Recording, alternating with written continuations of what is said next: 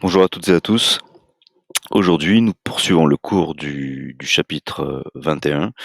Donc, c'est du gaz parfait monoatomique au fluide réel et aux phases condensées, avec la définition d'une grandeur qui est très importante en thermodynamique et qu'on exploitera dans d'autres chapitres, qui est la grandeur d'énergie interne, qui, comme son nom l'indique, va coder tout ce qui se passe à l'intérieur d'un système, donc qui n'est pas visible, c'est tout ce qui échappe, à l'œil nu. Donc c'est ce qu'on appelle l'énergie interne d'un système thermodynamique et lié à cette grandeur d'énergie interne, il y a, une grandeur qui est liée, qui est secondaire et qui va permettre de calculer une variation d'énergie interne, qui est la capacité thermique à volume constant. Donc voilà ce qu'on va voir dans cette vidéo. Premièrement, l'énergie interne U, sa définition. Donc, comme son nom l'indique, l'énergie interne, elle est représentative de l'énergie à l'échelle microscopique. Et comme on l'a vu que tout ce qui se passait à l'échelle microscopique était plutôt inaccessible, on, on accédait à ce qui se passait à l'échelle microscopique par une moyenne statistique. Donc pour ça, l'énergie interne U d'un système thermodynamique, c'est la valeur moyenne de l'énergie totale des particules microscopiques de ce système. Là, on va exploiter ce qu'on sait. On sait que l'énergie totale, ça va être la somme de l'énergie cinétique et de l'énergie potentielle d'interaction entre ces particules. Dans le système international, bien sûr, cette énergie, elle se mesure en joules de symbole grand J. Donc à connaître cette définition de l'énergie interne et comprendre ce qu'elle signifie. Donc l'énergie interne, c'est une énergie microscopique, c'est le reflet à l'échelle macroscopique de l'énergie microscopique. A priori, cette énergie interne, elle va dépendre des variables d'état de notre système thermodynamique, donc température, pression, volume et quantité de matière. Souvenez-vous, pour retrouver ces variables d'état, vous pensez à la loi des gaz parfaits et ça vous donne d'emblée les grandeurs d'état. U est une fonction d'état, ça veut dire que U ne dépend que de l'état du système, de l'état d'équilibre thermodynamique du système. Une propriété que l'on, exploitera, que l'on exploitera, l'énergie interne, c'est une fonction d'état additive. Ça veut dire que si vous avez un système formé par la réunion de 2 sous-systèmes, eh bien l'énergie interne du système total va être la somme de l'énergie interne de chacun des sous-systèmes. Donc ça, c'est assez, intuitif. Il n'y a pas de terme en fait de couplage là il n'y a pas de K fois U système 1 fois U système 2 comme on peut avoir dans certains, domaines de la physique. Deuxièmement, la capacité thermique à volume constant. Alors cette, grandeur-là de capacité thermique à volume constant qui se note grand C indice V, donc grand V pour le volume, qui est maintenu constant, elle est définie pour un système fermé. Je vous rappelle qu'un système fermé, c'est un système pour lequel la quantité de matière est constante. Autrement dit, c'est un système qui n'échange pas de matière avec l'extérieur. Autrement dit, il y a pas de matière qui rentre, pas de matière qui sort pour un système fermé. Donc pour un système fermé qu'on étudie, ce qu'on appelle la capacité thermique à volume constant, c'est la grandeur grand C V telle que dU, donc la variation infinitésimale d'énergie interne de notre système thermodynamique, est égale à CV dt. Et vous voyez d'ores et déjà l'intérêt de CV, c'est que CV va nous permettre d'accéder à la variation d'énergie interne de notre système pourvu qu'on connaisse la variation de température que va subir notre système thermodynamique.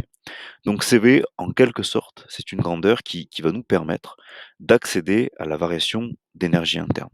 Et là, on considère, à ce stade-là, on essaie d'être le plus précis possible, et on considère que des variations infinitésimales. Et ensuite, on verra comment intégrer pour avoir accès à une variation macroscopique et une variation intégrale d'énergie interne. L'unité de CV, elle se déduit de l'unité de U et de l'unité de T. Donc vous voyez que à partir de cette relation-là, on a CV qui est égal à DU sur DT, et par conséquent, CV se mesure en joules par Kelvin. Il me semble que cette unité, elle permet de comprendre intuitivement ce à quoi correspond CV. CV, puisque s'exprime en joules par Kelvin, ça va être en lien avec l'énergie que doit échanger le système avec l'extérieur pour que sa température varie de 1 Kelvin. Donc c'est l'énergie que l'extérieur doit fournir au système ou c'est l'énergie que le système doit fournir à l'extérieur pour qu'il y ait une variation de température de 1 Kelvin.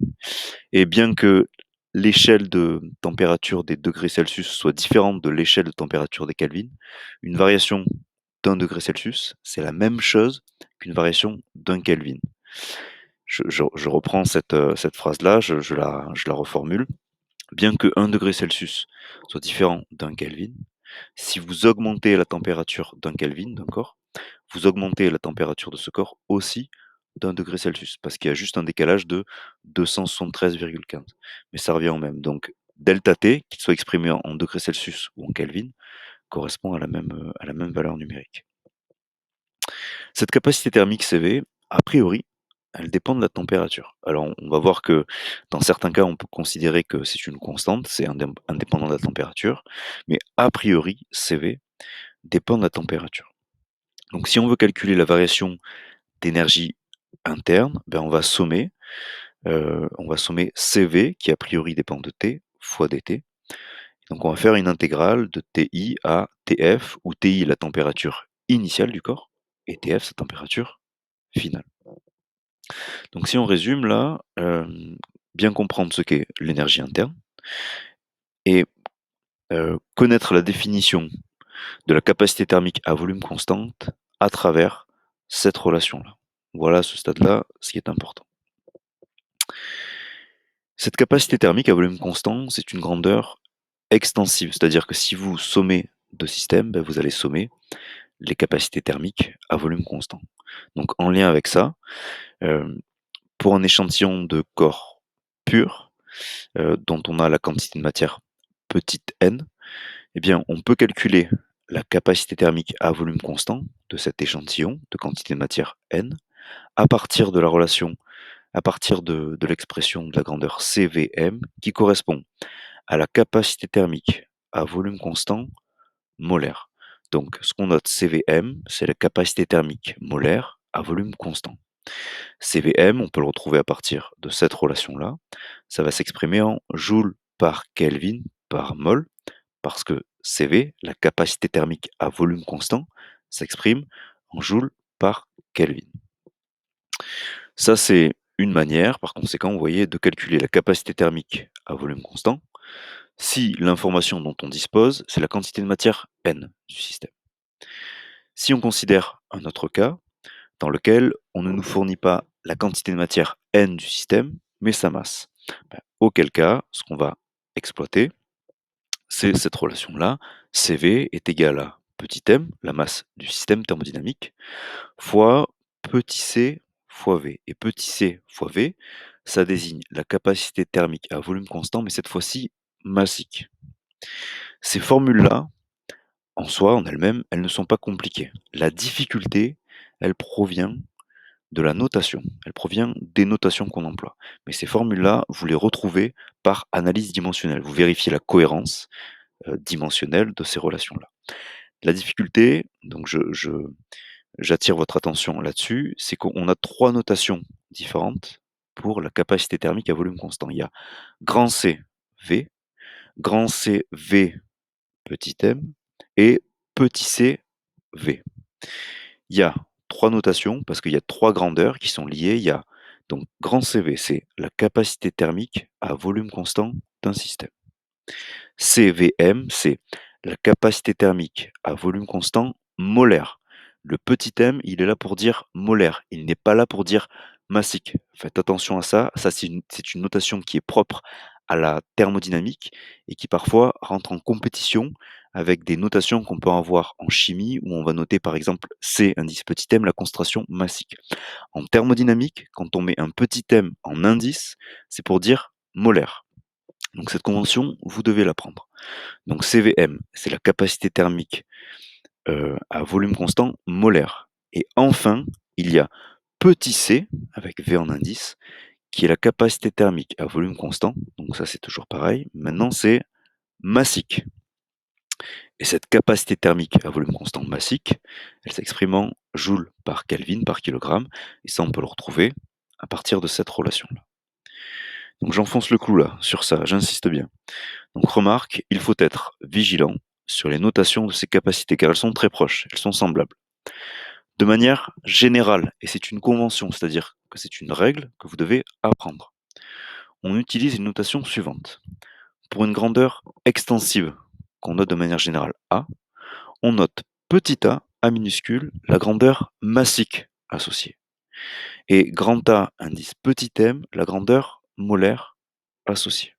Donc j'insiste là-dessus, la seule difficulté, c'est les notations. Ne vous laissez pas piéger par les notations, et ça c'est quelque chose de général, c'est un conseil qui est général en physique. Un exercice d'application dont le but est uniquement de faire travailler ceci, de faire travailler les notations. Là, à ce stade-là, je vous conseille de faire pause dans la vidéo et de prendre quelques minutes pour chercher cet exercice d'application, de prendre quelques minutes pour vous tromper. C'est ça qui sera bénéfique. Alors, l'exercice d'application, dans cet exercice-là, on nous demande d'exprimer la capacité thermique molaire à volume constant. Ça, c'est quelque chose qui est clé, ok, dans l'extraction d'informations, en fonction de la masse molaire du corps pur considéré. Et là, on essaie de jongler avec tout ce qu'on sait. Donc la capacité thermique molaire à volume constant, ben, je me dis que si c'est molaire, c'est par mol. Donc je vais prendre la capacité thermique à volume constant et je vais le diviser par le nombre de moles. Je vais le diviser par la quantité de matière. Ensuite, j'exploite la relation qu'on connaît, n est égal à petit m sur grand M, avec dans cette relation, petit m, la masse du système. Pas la masse d'une particule, mais la masse du système. Là, on est revenu à l'échelle macroscopique dans cette partie-là du cours. Donc petit n, je le remplace par petit m sur grand M. Par conséquent, j'obtiens cette relation-là. Et ici, CV divisé par petit m, ben ça correspond à petit CV. Donc là, faites attention aux notations. Ici, c'est grand C, V. Ici, grand C, V. Ici, grand C, VM. Et ici, c'est un petit c, C minuscule avec V en indice. On poursuit. Troisièmement, on va appliquer ce qu'on sait sur l'énergie interne et sur la capacité thermique à volume constant. On va l'appliquer dans le cas d'un gaz parfait. Autrement dit, on va coupler là, ce qu'on a vu, l'énergie interne, capacité thermique à volume constant, avec ce qu'on a vu dans la séance précédente sur le gaz parfait monoatomique. Ce que nous demande l'énoncé, c'est de déterminer l'expression de l'énergie interne du système formé par un gaz parfait monoatomique dont la quantité de matière est petit n. Cette expression, on nous demande de la fournir en fonction de n, la quantité de matière. Et une fois qu'on aura fait ça, on nous demandera on devra en déduire l'expression de l'énergie interne molaire qui est notée UM du gaz parfait monoatomique. Je reviens sur les notations. Vous voyez, l'énergie interne molaire, c'est la notation de l'énergie interne U, et puisque c'est molaire, on met petit m en indice. Là, je vous demande aussi, vous mettez la vidéo sur pause quelques minutes, le temps de chercher. Alors, comment faire pour déterminer l'expression de l'énergie interne du gaz parfait monoatomique qui est constitué par une quantité de matière N de gaz? On exploite la définition de l'énergie interne, donc on sait que l'énergie interne, ça va être la somme de toutes les énergies microscopiques des particules du gaz. Par conséquent, on va sommer l'énergie cinétique moyenne de toutes les particules du gaz avec l'énergie potentielle moyenne de toutes les particules du gaz. Conventionnellement, le nombre de particules qu'il va y avoir dans mon gaz, on note grand N. Donc U, c'est égal à ceci. N fois l'énergie cinétique moyenne d'une particule, plus N fois la valeur moyenne de l'énergie potentielle pour une particule. À ce stade-là, on va exploiter le fait qu'on a un gaz parfait monoatomique, et par conséquent les hypothèses qu'on avait données pour un gaz parfait monoatomique. On a dit que pour un gaz parfait monoatomique, les particules n'interagissaient pas entre elles. Ben, dire ça, ça veut dire qu'il n'y a pas d'énergie potentielle d'interaction. Donc ça revient à dire que ce terme-là, il vaut zéro. Alors quelques explications supplémentaires pour ceux qui ne voient pas très bien pourquoi est-ce qu'on peut dire que l'énergie potentielle moyenne pour une particule, elle vaut zéro. S'il n'y a pas d'énergie potentielle, non, je vais le prendre différemment. On nous dit qu'il n'y a pas d'interaction entre les particules dans le modèle du gaz parfait monoatomique. Donc ça veut dire par exemple qu'il n'y a pas de force électrique qu'exerce une particule sur une autre, qu'il n'existe pas de force gravitationnelle qu'exerce une particule sur une autre. Ça veut dire qu'on ne peut pas considérer que les particules, elles sont liées entre elles par une sorte heu, de force, de force de rappel. Bon, on pourrait imaginer diverses formes d'interaction. Ben, à ces 3 forces-là que j'ai données, on associe une énergie potentielle. Donc si ces forces-là n'existent pas, alors il n'y a pas d'énergie potentielle associée.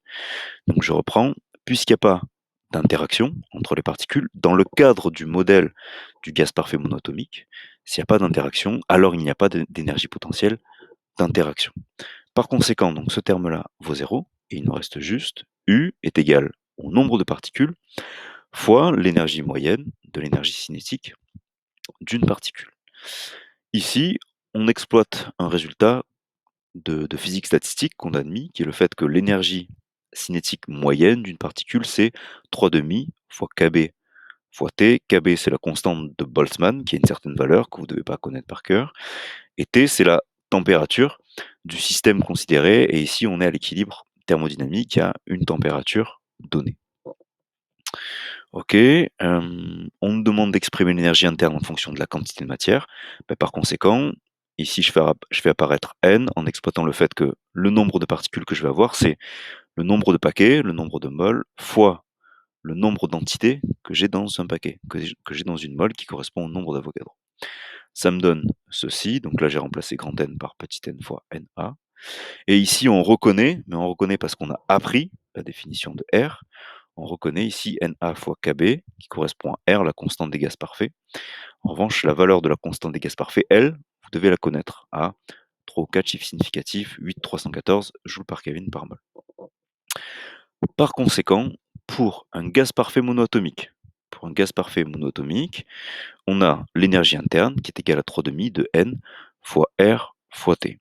Quand vous êtes à ce stade-là, toujours la vigilance, un petit check au niveau des unités, la température en Kelvin, R, on sait que s'exprime en joules par Kelvin par mol, la quantité de matière en mol, et par conséquent, vous voyez que là, les unités simplifient, la seule unité qui reste, c'est des joules, en accord avec l'unité d'une énergie, de l'énergie interne.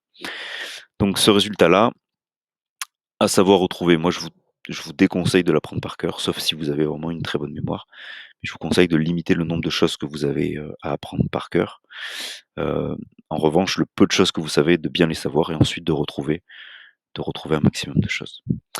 Pour l'énergie interne molaire, bah, par définition, c'est U divisé par N, et là c'est immédiat, bah, ça nous donne 3,5 de R fois T. Une remarque sur la signification physique de ceci, bah, ça nous dit que l'énergie interne d'un gaz parfait, elle dépend uniquement du nombre de molécules, du nombre de particules qu'on va avoir, donc de petit n, de la quantité de matière, et de la température. Autrement dit, c'est indépendant du volume. Indépendant du volume. Autrement dit, si vous prenez un certain volume, imaginez, vous prenez comme système l'air qui est contenu dans un ballon de baudruche. Il a une certaine température, il a un certain volume, et il a d'après cette formule, une certaine énergie interne. Vous comprimez ce ballon de baudruche, le nombre de particules reste le même, donc on a la valeur de n qui reste la même, la température est la même, on va avoir un équilibre entre la température à l'intérieur et la température à l'extérieur au bout d'un certain temps. Donc par conséquent, dans le deuxième cas, dans le cas où le volume est comprimé, dans le cas où le volume est plus petit, puisque n et t sont les mêmes, bah, l'énergie interne va être la même. Donc la seule chose qui va varier, c'est la densité particulière, mais on voit que la densité particulière n'intervient pas dans l'expression de l'énergie interne. Et par conséquent, pour ces deux systèmes-là, donc le ballon de baudruche non comprimé, le ballon de baudruche comprimé, l'énergie interne est la même. Alors ça peut paraître a priori contre-intuitif, mais si on reprend les hypothèses du gaz parfait monoatomique, ben, dans le cadre de ces hypothèses-là, les particules, elles ne se voient pas, elles n'interagissent pas entre elles. Elles sont ponctuelles, donc elles ne se croisent même pas, il y a juste des chocs avec les parois. Et par conséquent, puisqu'elles ne se croisent pas, ben, quel que soit le volume, dans tous les cas, elles ne se voient pas. Et c'est comme ça qu'on arrive à interpréter physiquement le fait que le volume n'intervient pas dans l'expression de l'énergie interne. Donc ça se comprend dans le cadre de ce modèle simpliste du gaz parfait monoatomique. On poursuit les calculs, donc en déduire l'expression de la capacité thermique à volume constant, ainsi que l'expression de la capacité thermique molaire à volume constant de ce système. Là, vous mettez pause sur la vidéo et vous cherchez quelques minutes. Alors, comment faire pour déterminer l'expression de la capacité thermique à volume constant? Et une fois qu'on aura ça, ben, on aura juste à diviser par la masse, non, juste à diviser pardon, par la quantité de matière pour avoir la capacité thermique molaire à volume constant. On part de la définition qu'on connaît, qui est une définition, mathématique qui fait intervenir CV. On peut pas partir d'autre chose. Donc CV est tel que dU est égal à CV fois dt. Nous, on a vu que pour un gaz parfait monoatomique, eh bien, on a U qui est égal à 3/2 de nRT. Ben, si je dérive ceci, donc j'ai dU qui est égal à 3/2 fois la différentielle de nRT. Et puisque n et r sont des constantes, CV c'est défini pour un système fermé. Donc pour un système fermé, dit différemment, n est égal à constante. Donc n et r, on peut les sortir de la différentielle. Et par conséquent, cette relation-là, si on la dérive, ça va donner du est égal à 3/2 fois n fois r fois dt. Donc on sait d'une part que du est égal à cv dt, par définition de cv. On sait d'autre part que du est égal à 3/2 de nr dt pour un gaz parfait monoatomique. Et bien par identification, on obtient cv qui est égal à 3/2 de nr. Là, un conseil que je vous donne pour pas vous laisser piéger par les notations, vous validez votre formule avec les unités. N en mol, R en joule par Kelvin par mol. Par conséquent, ce qu'on a à droite s'exprime en joule par Kelvin, puisque mol et mol moins 1 simplifient. Il nous reste des joules par Kelvin en accord avec l'unité d'une capacité thermique à volume constant. Donc ça, c'est vrai uniquement pour un gaz parfait monatomique à savoir retrouver. On en déduit l'expression de la capacité thermique à volume constant molaire qui est notée CVM. En faisant CV divisé par N, on a 3/2 de R et là pareil, la validation au niveau des unités. R s'exprime en joule par Kelvin par mol en accord avec une capacité thermique à volume constant molaire. Remarque, c'est ce que je vous disais, l'expression de l'énergie interne d'un gaz parfait monatomique montre qu'elle ne dépend que de la température. Ce résultat-là, c'est ce qu'on appelle la première loi de Joule, et c'est vérifié pour tous les gaz parfaits, c'est-à-dire pas forcément les gaz parfaits monoatomiques, mais aussi diatomiques. Maintenant, juste un complément culturel en quelque sorte pour un gaz parfait diatomique. Pour un gaz parfait diatomique, on va avoir la capacité thermique à volume constant qui va être égale non pas à 3/2 de nR, mais à 5/2 de nR. Et ce résultat-là, on l'admet. Et le cas d'un gaz parfait diatomique est intéressant parce que eh bien, l'air est constitué de, de molécules diatomiques comme le diazote et le dioxygène qui sont présents en majorité. Je vous mets l'énoncé académique en quelque sorte de la première loi de Joule. Donc la première loi de Joule affirme que l'énergie interne d'un gaz parfait ne dépend que de sa température. C'est comme ça qu'on l'énonce avec le plus d'impact et de la manière la plus simple possible. Si on veut être le plus précis possible, ce que j'ai dit c'est faux, parce que l'énergie interne, elle ne dépend pas que de la température, elle dépend aussi, elle dépend aussi de la quantité de matière. Donc pour ça, on parle de l'énergie interne molaire qui va être égale à 3/2 fois R fois T, et on dit que l'énergie interne molaire ne dépend que de la température. Ce qu'on peut écrire comme ça, UM est égal à UM de la fonction de la grandeur d'état T. Bon, mais à retenir, c'est que l'énergie interne d'un gaz parfait, pour une quantité de matière donnée, ça ne dépend que de la température. Ok, donc vous voyez l'architecture du cours, on a vu l'énergie interne de manière générale, la capacité thermique à volume constant de manière générale, et on l'a appliqué à un gaz parfait monatomique, en exploitant ce qu'on avait vu dans la précédente séance.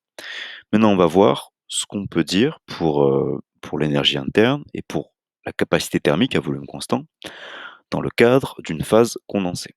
Alors la phase condensée, on en avait un peu parlé dans le chapitre 20, mais je vais revenir sur cette notion-là pour bien consolider ce qu'on a vu.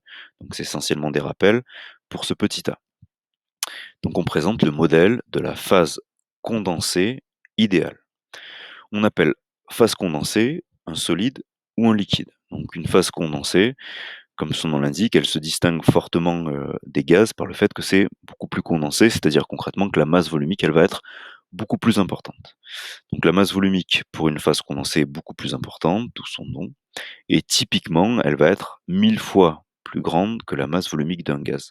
Je vous rappelle les ordres de grandeur suivants que vous pouvez renoter, que j'avais donné, je crois, dans le chapitre sur la statistique des fluides, chapitre 19.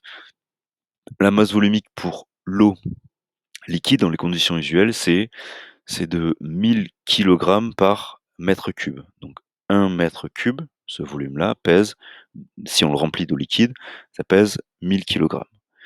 Si ce cube-là maintenant, on considère qu'avec de l'air, bah, il va peser 1000 fois moins, il va peser 1 kilogramme. Donc la masse volumique de l'eau liquide vaut 1000 kilogrammes par mètre cube.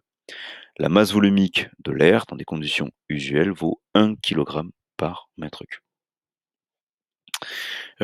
D'autres propriétés, le volume d'une phase condensée diminue très peu lorsque la pression augmente. Imaginez par exemple, je sais pas, vous prenez un solide, vous prenez prenez le stylo que vous tenez dans le main dans vos mains, dans votre main, vous le comprimez, ben rigoureusement son volume varie, mais son volume varie très peu. Et de la même manière, le volume augmente très peu lorsque la température augmente. Donc quand la température augmente, il y a une dilatation, mais cette dilatation, c'est-à-dire cette augmentation de volume, elle est, relativement faible et souvent on la néglige. Ça nous permet de faire des calculs beaucoup plus simples, tout en ayant des résultats qui sont, acceptables au regard des observations, expérimentales. Donc pour ça, on modélise, c'est-à-dire on fait faux, on simplifie, mais ça nous permet de faire, des calculs, qui sont relativement en accord avec les observations expérimentales. Donc on modélise une phase condensée par la phase condensée indilatable et incompressible. Donc indilatable, c'est le lien avec l'effet de la température, incompressible, c'est le lien avec l'effet de la pression. Et phase condensée indilatable et incompressible, on peut aussi dire le modèle de la phase condensée idéale. Et l'équation d'état pour une phase condensée idéale, elle est très simple, c'est le volume est une constante, c'est-à-dire on peut faire varier la pression, on peut faire varier la température, et bien le volume reste constante. Le volume reste constant, pardon. Exercice d'application, volume molaire de l'eau liquide. Donc dans une première question, l'énoncé nous demande de déterminer l'expression littérale du volume molaire en fonction de la masse molaire de l'eau. Ok, donc c'est de l'eau liquide, comme c'est dit ici, et de sa masse volumique. Ok, là aussi c'est la masse volumique de l'eau liquide. Deuxièmement, faire l'application numérique pour l'eau liquide dans les conditions habituelles. Vous mettez la vidéo en pause et vous cherchez pendant quelques minutes cet exercice d'application. Alors, comment faire pour déterminer l'expression littérale du volume molaire pour l'eau liquide? Alors là, il faut partir de ce qu'on sait. Donc, vous écrivez toutes les formules que vous connaissez en physique, en chimie, pour faire apparaître un volume et pour faire apparaître la masse molaire ou la quantité de matière. Moi, je suis parti de ce que j'entends dans ce mot volume molaire, c'est le volume, rapporté à unité de mol, donc par mol. Donc pour ça, je pars de Vm est égal à V sur N. On me demande de faire exprimer la masse molaire, et moi je sais que petit n, c'est égal à petit m sur grand M. Je sais également que la masse de l'échantillon, ça correspond au produit de la masse volumique du matériau constituant l'échantillon, fois le volume de l'échantillon, divisé par la masse molaire. J'injecte cette expression de n, donc le ρV divisé par m, dans l'expression du volume molaire, et ça me donne ceci. Je vois que le volume de l'échantillon se simplifie, et il me reste l'expression du volume molaire qui est égale au rapport de la masse molaire par la masse volumique de l'échantillon. Toujours la validation par les unités. La masse molaire s'exprime en kilogrammes par mol. Attention là, ici, point de vigilance. Attention aux unités du système international. pouvez, si vous voulez, hein, laisser des grammes par mol. En revanche, il faut, auquel cas, exprimer la masse volumique, bien sûr, en grammes par mol. Il faut que l'unité que vous choisissez pour la masse soit la même de partout et il faut que ce soit cohérent. Mais dans le doute, vous utilisez toujours les unités du système international et si vous êtes plus à l'aise, vous pouvez composer. Donc les kilogrammes simplifient et il reste des, mol moins 1, ce mètre moins 3 quand il passe au numérateur, ça fait M moins 3, le tout à l'exposant moins 1, ce qui donne des mètres cubes. Donc on a bien des mètres cubes par mol en accord avec un volume molaire, c'est-à-dire un volume par unité de mol. On fait l'application numérique. La masse molaire de l'eau, c'est 18 grammes par mol. Je fais la conversion en kilogrammes par mol en multipliant par 10 puissance moins 3. Je l'ai entouré pour ce point de vigilance. La masse volumique de l'eau à l'état liquide, on a dit que c'était 1000 kg par mètre cube. On fait l'application numérique. Là, bien sûr, pas de calculatrice. 18 fois 10 puissance moins 6 mètres cubes par mol. Je le mets sous forme standard d'une notation scientifique, c'est-à-dire un premier chiffre compris entre 1 et 10, et ça me donne 1,8 fois 10 puissance moins 5 mètres cubes par mol. Donc ça veut dire que une mol d'eau liquide, ça veut dire que 6,02 fois 10 puissance 23 molécules d'eau à l'état liquide occupent un volume de 1,8 fois 10 puissance moins 5 mètres cubes. Si on veut apprécier un peu plus ça, un mètre cube, c'est 1 mètre cube, ça correspond à 1000 litres, donc 10 puissance 3, et donc ça fait 1,8 fois 10 puissance moins 2, donc 0,018 litres occupés par une mole d'eau à l'état liquide.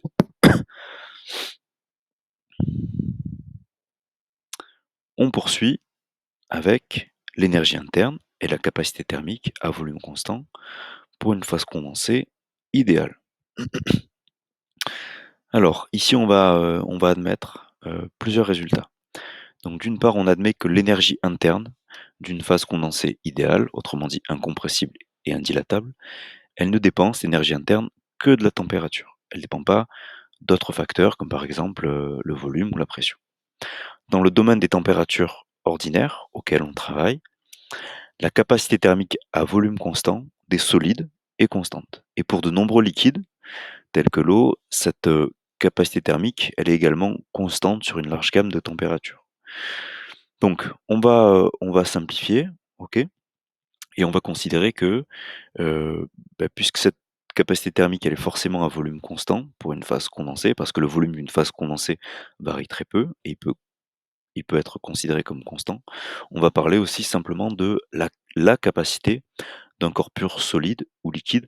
Autrement dit, on ne dit pas à volume constant, parce que le volume il est toujours constant pour une phase idéale, pour une phase condensée idéale.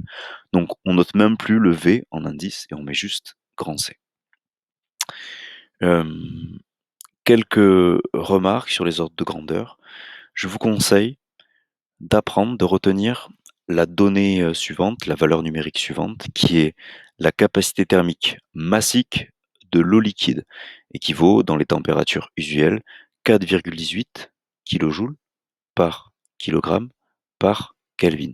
Ça, si on veut être rigoureux, c'est à 15 degrés. Je l'ai mis juste pour la rigueur, mais retenez qu'à température, ambiante, autour de la température ambiante, la capacité thermique massique de l'eau a cette valeur.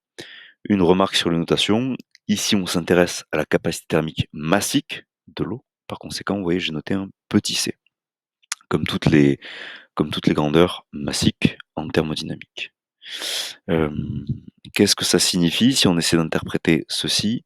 Bah, imaginez vous prenez 1 kilogramme d'eau liquide, donc 1 litre d'eau, et vous voulez augmenter sa température d'1 Kelvin. Augmenter la température d'1 Kelvin, ça revient à augmenter cette température d'1 degré Celsius. Diminuer la température de l'eau d'1 Kelvin, ça revient à diminuer la température de l'eau d'1 degré Celsius. OK? Une variation de température à la même valeur, qu'elle soit exprimée en Kelvin ou en degrés Celsius. Donc je reprends mon explication. Si on veut, par exemple, augmenter la température d'1 litre d'eau, ce qui revient à dire augmenter la température, d'1 Kelvin ou d'1 degré, d'1 kilogramme d'eau. Alors, à ce volume d'eau, à ce kilogramme d'eau, il va falloir lui fournir une énergie dont la valeur vaut 4,18 kilojoules. Je répète, si vous avez 1 litre d'eau, ce qui revient à dire si vous avez 1 kilogramme d'eau liquide et que augmenter vous voulez augmenter ce litre ou ce kilogramme d'eau d'1 degré, alors vous devez fournir à l'eau une énergie pardon, de 4,18 kilojoules. Donc vous voyez cette température, cette valeur pardon, elle peut être très utile pour savoir l'énergie qu'on doit fournir à un volume d'eau considéré pour une variation de température considérée souhaitée. Une autre valeur, ça c'est plus pour la culture, donc ceci à connaître, OK, donc c'est pas indispensable, mais c'est vraiment mieux. C'est vraiment, conseillé de connaître cette valeur. Une autre valeur, donc ça c'est plus de rang, c'est plus secondaire, mais si vous pouvez la retenir, c'est bien pour votre culture, ça peut vous permettre un peu de vous démarquer. La capacité thermique molaire de nombreux corps purs solides aux températures usuelles. Vérifie la loi de Dulong et Petit, qui est une loi, empirique, donc qui ne provient pas de calcul, mais d'expérience, qui vaut donc la capacité thermique molaire qu'on note grand C, petit m. Elle est proche de 3 fois la valeur de la constante des gaz parfaits.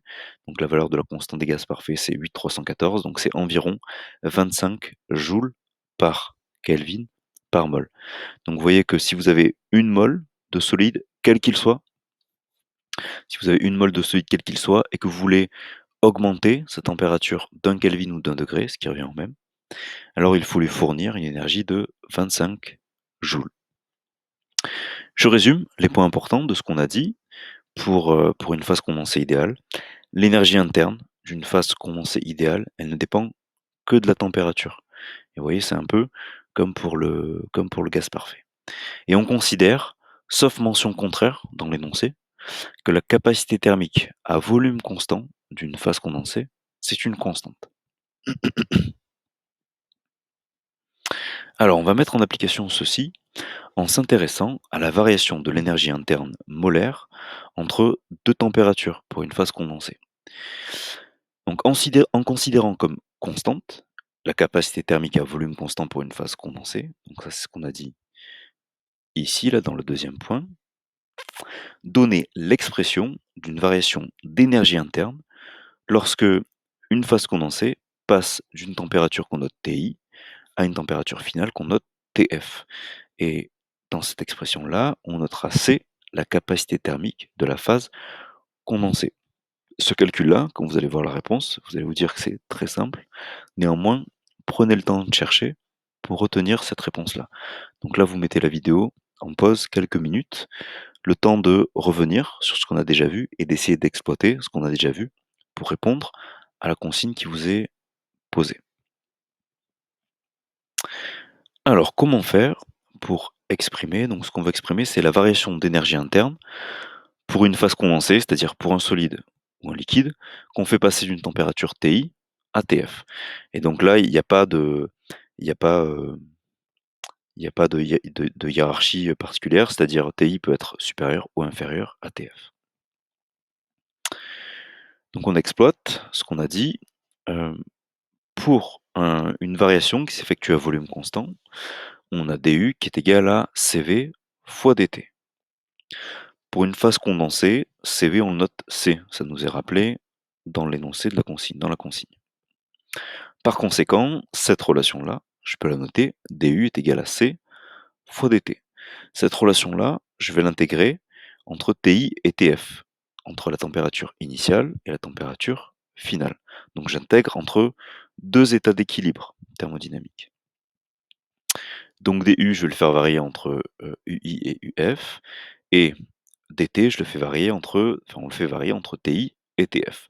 Puisque c'est une constante, je peux sortir C de l'intégrale, et par conséquent, ben, le terme de gauche me donne UF moins UI, et le terme de droite, le membre de droite, me donne C facteur de TF moins TI. Ceci, on peut aussi le noter, delta U, c'est-à-dire la variation d'énergie interne, est égal à C fois TF moins TI, et TF moins TI, on peut aussi noter delta T. Vous voyez que de manière conventionnelle, delta, c'est toujours final moins initial, c'est toujours après moins avant. Même si on ne le précise pas, c'est sous-entendu après moins avant. et ceci est à savoir retrouver. Voilà, on a fini, ce dont je voulais vous parler et maintenant ce qu'on va faire, comme j'ai fait hier, on va faire un débrief. C'est-à-dire, qu'est-ce qui est important? Qu'est-ce qui l'est moins? Et qu'est-ce que vous devez retenir? Qu'est-ce que vous devez savoir retrouver? Alors, pour l'énergie interne, connaître la définition, mais surtout, parce qu'il y a peu de sujets dans lesquels on vous demande de définir explicitement, l'énergie interne, surtout savoir ce à quoi ça correspond. Donc l'énergie interne, ça correspond à la partie macroscopique qui est liée à l'énergie microscopique. Donc c'est l'énergie qui est à l'intérieur, reflet de l'énergie microscopique de chacune des particules, c'est-à-dire de la somme de l'énergie cinétique et de l'énergie potentielle de chacune des particules. Et ça, on va sommer toutes ces contributions microscopiques de chacune des particules. Propriété d'additivité, ça viendra tout seul dans les exercices et puis c'est assez intuitif. Bien connaître la définition de la capacité thermique à volume constant. Cette relation-là, on fait attention, elle ne vaut que lorsque le volume reste constant. Mince. Donc ça, c'est vrai, je galère, j'ai pas ma souris. OK, bon, le thé, c'est pas grave. Donc cette formule-là, elle ne vaut que lorsque le volume reste constant et ça, on reviendra dessus, mais à ce stade-là du cours, vous apprenez cette relation-là, du est égal à CV dt. Et ensuite, le point de vigilance, c'est les notations. Faites très attention aux différentes notations des capacités thermiques à volume constant. Donc il y a 3 capacités thermiques à volume constant, en quelque sorte. Il y a la capacité thermique à volume constant, qui s'exprime en joules par Kelvin. Il y a ensuite la capacité thermique à volume constant par unité de mol, qu'on appelle la capacité thermique à volume constant molaire, qui est celle-ci et qu'on note grand C, V, petit m. Donc petit m, faites attention ici, c'est pas massique, c'est molaire par convention. Donc ça, c'est joule par Kelvin par mol. Et ensuite, il y a la capacité thermique à volume constant massique, qu'on note petit c fois V. Donc l'aspect massique n'intervient que dans le fait que le C est minuscule. Donc attention à ceci. Ok, dans le cas d'un gaz parfait monoatomique, être capable de retrouver cette relation-là, U est égal à 3,5 de nRT. Et là, le point délicat, c'est ceci. C'est l'énergie potentielle d'interaction est nulle pour les particules d'un gaz parfait. Donc après c'est une application. Ça, CV est égal à 5,5 de NR. Juste savoir que le 3,5 de NR pour CV, ça c'est vrai que pour un gaz parfait monoatomique. Connaître l'énoncé de la première loi de Joule, et ça on l'exploitera dans les exercices. Être capable de définir une phase condensée idéale, être capable de parler de la masse volumique des phases condensées idéales par opposition au gaz.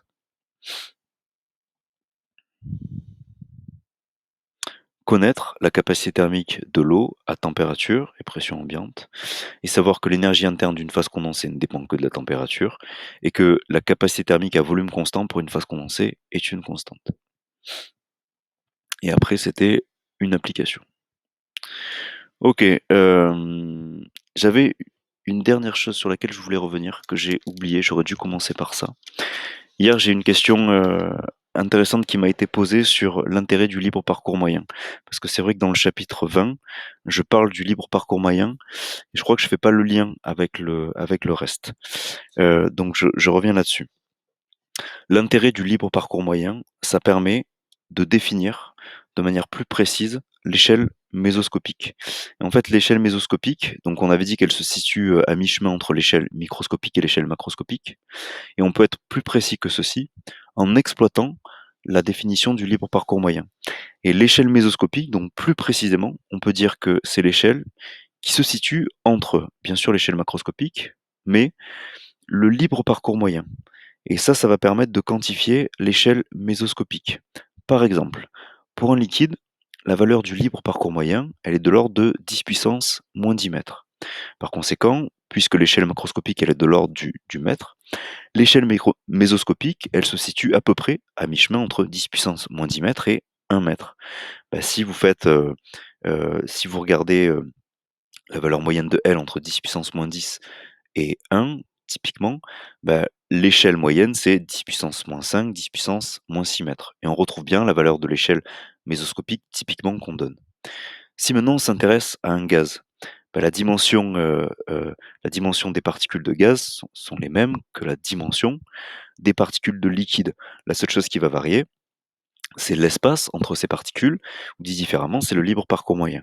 Donc pour un gaz, le libre parcours moyen, cette fois-ci, il vaut environ 10 puissance moins 7 mètres. Dans ce cas-là, l'échelle mésoscopique, elle se situe entre le 1 mètre de l'échelle macroscopique et 10 puissance moins 7 mètres, cette fois-ci, et pas 10 puissance moins 10 mètres. Donc cette fois-ci, entre 10 puissance moins 7 mètres pour un gaz et 1 mètre.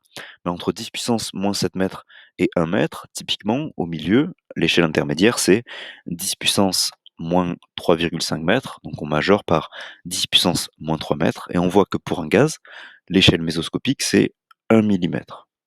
Donc l'intérêt du libre parcours moyen, ça va être de quantifier l'échelle mésoscopique. Et c'est ça le lien entre le libre parcours moyen et le volume mésoscopique ou l'échelle mésoscopique. Voilà, si vous avez des questions, vous n'hésitez pas, vous m'envoyez un mail. Je vous souhaite une très bonne journée. Au revoir.